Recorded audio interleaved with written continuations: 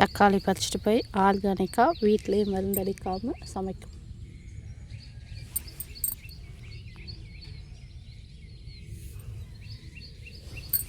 இந்த பச்சை மிளகாலாம் நான் வந்து எதுக்காக விட்டுருக்கேன்னா, இது பழம் பழுக்கிறதுக்காக விட்டுருக்கேன். பழம் பழுத்ததும் நம்ம பறிச்சுக்கலாம்.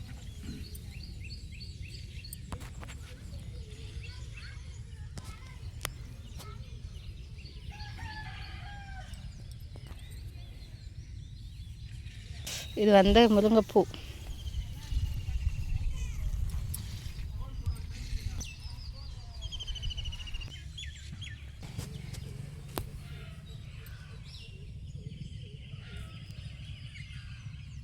பனித்துளிகள் எப்படி யாரோ ட்ராப்ஸாக விட்ட மாதிரி இருக்குல்ல.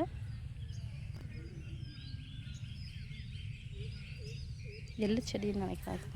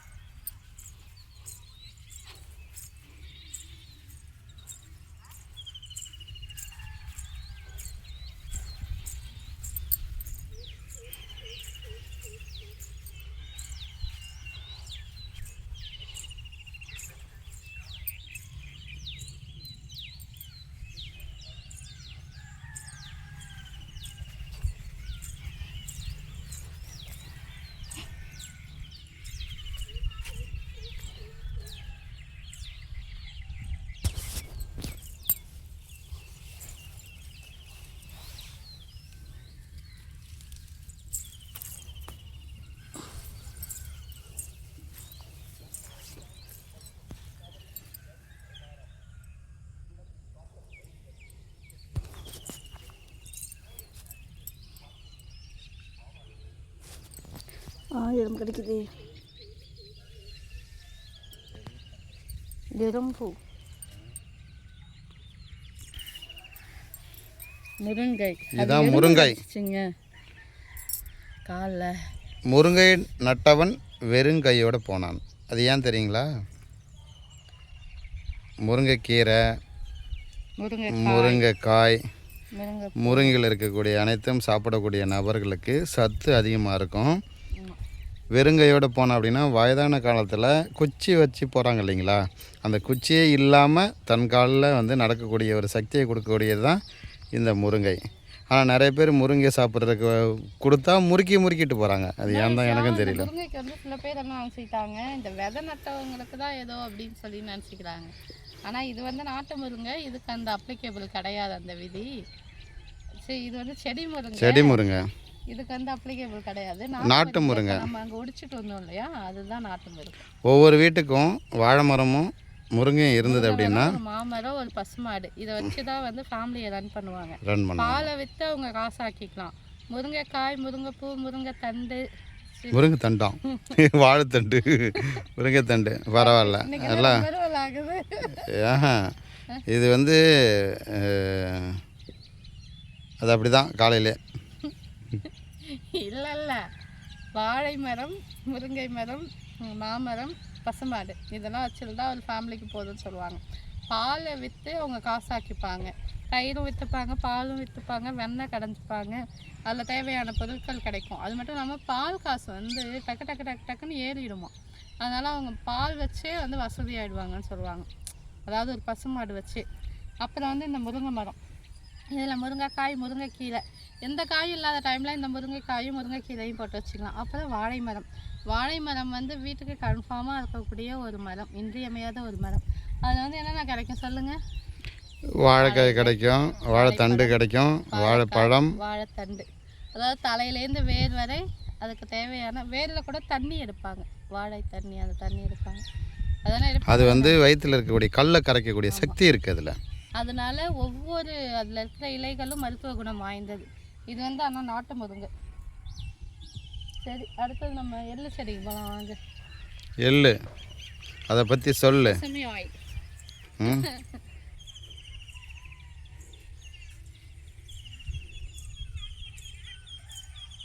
எள்ளு எப்படி இருக்குது பார்த்தீங்களா? ஆனால் இது வரைக்கும் எந்த எண்ணெய்க்கும் நல்லெண்ணெய்னு பேர் கிடையாது. எள்ளில் கிடைக்கக்கூடிய எண்ணெய்க்கு மட்டும்தான் நல்லெண்ணெய். அப்போ நம்முடைய உடல்நலத்தை சீராக நல்லபடியாக வச்சுக்கக்கூடிய எண்ணெய்க்கு வந்து பார்த்திங்கன்னா நல்லெண்ணெய். இது வந்து தங்க நிற எண்ணெயும் சொல்லலாம். இதில் அவ்வளோ ஹெல்த் பெனிஃபிட் இருக்குது. இளைச்சவனுக்கு எள்ளு கொழுத்தவனுக்கு கொள்ளுன்னு சொல்லுவாங்க. இது வந்து சாப்பிட்டா ஒல்லியாக இருக்க குழந்தைங்கலாம் வந்து குண்டாயிடுவாங்க. அதனால தான் இந்த எள்ளில் வெல்லம் கலந்து கொடுக்கும் பொழுது வெல்லம் வந்து குளுக்கோஸு, எள்ளு வந்து அவ்வளோ நார்ச்சத்து, ப்ரோட்டீன், ஃபைபர் எல்லாமே உள்ளது. அதனால் இது குழந்தைங்களுக்கு வந்தால் ஒல்லியாக இருக்க குழந்தைங்களுக்கு கொடுத்தா குண்டாயிடுவாங்கன்னு சொல்லுவாங்க. நான் எங்கள் பாப்பாவுக்கு கொடுத்துட்டு தான் இருக்கேன், ஆனால் அது குண்டாகாம. எள்ளு சாப்பிட்டா எள்ளு அதை பற்றி சொல்லு, அது வந்து ஸ்ட்ராங்காகவும் பல்லு. ஆமாம், இல்லை கால்சியம் நிறையா இருக்குது. அதனால் ஸ்ட்ராங் ஆகும் பல், போனுக்கு நல்லது, ரொம்ப ரொம்ப நல்லது. இந்த போன் வெயிட்டு, இந்த முட்டி வலி, கால் வலி இதெல்லாம் வராமல் தடுக்கும். அப்புறம் அது மட்டும் இல்லாமல் இது வந்து சுத்தமான செக்கில் ஆடுற எண்ணெய். எல்லாருமே உருட்டுவாங்கள்ல, இது சுத்தமான நல்ல எண்ணெய் வாங்க சமைச்சிக்கலான்னு. ஆனால் உண்மையாலுமே சுத்தமான எண்ணெய் எங்கள் வீட்டில் இருக்கிறது தான். இந்த எள்ளை டைரெக்டாக பிடுங்கிட்டு போயிட்டு அடித்து செக்கில் ஆடி நம்ம வீட்டில் கொண்டு வந்து எண்ணெய் வச்சுக்கிறோம், அதுதான் சமைக்கிறோம். ஆனால் இப்போ கொஞ்ச காலமாக தான், ரொம்ப நாள்லாம் கிடையாது, இப்போ கொஞ்சம் காலமாக தான் நாங்கள் எள்ளு போடுறது. ஏன்னா மேக்ஸிமம் வந்து எள்ளு வந்து முழு ஊடு பயிராக வைக்க மாட்டாங்க. ஏன்னு வச்சுக்கோங்களேன், முருங்கை, கடலை இந்த மாதிரி பணப்பயிராக தான் வைப்பாங்க. இது வந்து நாங்கள் வீட்டுக்கு மட்டும் போட்டிருக்கோம். இந்த இடத்துல என்ன போட்டிருந்தோம் ஞாபகம் இருக்கா? உளுந்து போட்டிருந்தோம். உளுந்து போட்டிருந்தோம். அந்த உளுந்து எடுத்துட்டு ஆனால் விழுந்து உளுந்து போட்டாங்க. இன்னைக்கு சொல்லி எள்ளு போட்டாங்க. இட்லி போட்டுருக்கோம். உளுந்து இட்லி மாவு அரைக்கிறோம். ஓகே, லில்லி ஃப்ளவர்னு பெயர் வச்சோம். ஆனால் நம்ம சேனலில் நிறைய ஃப்ளவர் வரும். இந்த ஃப்ளவரோடைய நேம் என்ன அப்படின்னு சொல்லிட்டு கமெண்ட் பண்ணுங்கள். இந்த ஃப்ளவரோடைய நேம் என்னன்ட்டு கமெண்ட் பண்ணுங்கள். இது மூணுமே ஒயிட் கலர் தான். ஆனால் இந்த பாருங்களேன், இந்த எள்ளு பூவும் ஒயிட் கலர் தான், இந்த நந்தியாவட்டையும் ஒயிட் கலர் தான், இந்த காக்கட்டாம்பூவும் ஒயிட் கலர் தான். ஆனால் மூணுத்துலேயும் வந்து டிஃப்ரெண்ட் வெரைட்டி ஆஃப் கலர்ஸ் இருக்குது. இதில் வந்து லைட் க்ரீன் அந்த கலர் இருக்குது, இதுலேயும் லைட் க்ரீன் வித் எல்லோ இந்த மாதிரி மிக்சடு இருக்குது. இதில் வந்து பேபி பிங்க் கலர் மிக்சடு இருக்குது. இந்த ஃப்ளவர் வச்சு நம்ம இயற்கையான நிறங்கள் வந்து கண்டுபிடிச்சிடலாம். செம்ம வெயில் காலையில் அடிக்குது முகத்தில். வெயில் அடிக்கும் ஆனால் வலிக்காது. அதை நம்ம திரும்பி அடி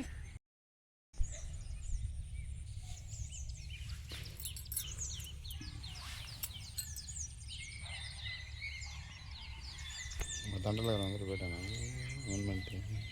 தெரியல.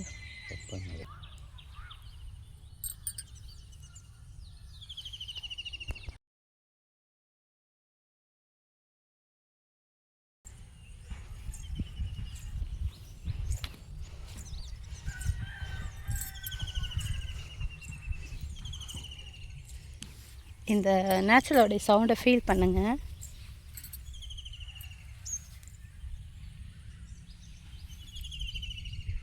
ஓடிட்டார் தலைவர்.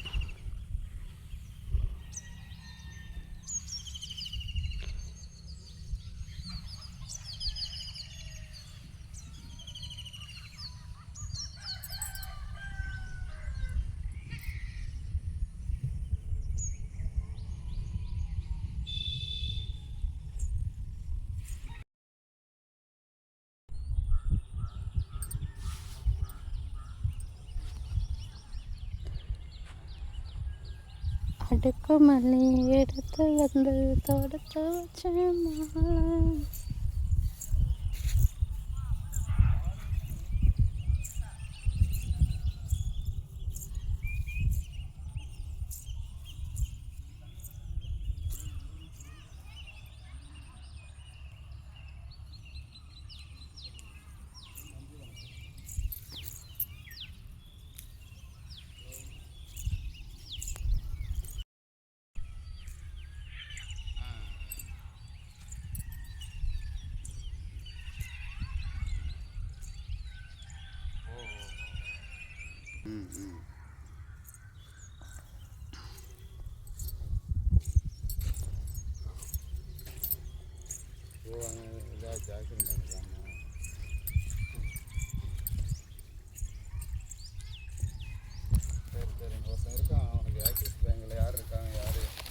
ஹெட் இருக்காங்கன்னு கேட்குறேன்.